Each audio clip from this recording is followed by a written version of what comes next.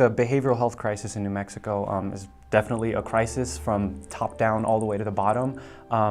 It's just difficult, I guess, finding representation for people with multiple illnesses, with chronic pain. I've met certain psychologists that they've only met me once, but they wanted to prescribe me things without knowing my medical history.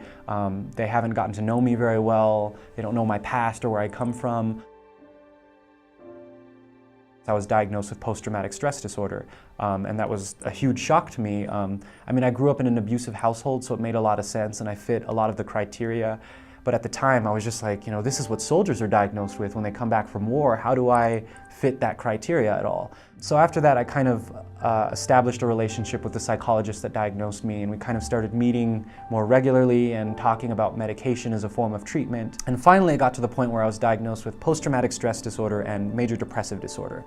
And following this kind of trail, I was put on a SSRI. Basically, it's a medication that affects the way that your natural brain process works. SSRIs do not work for me. It caused what I now know is a condition called serotonin syndrome, where your brain produces too much serotonin.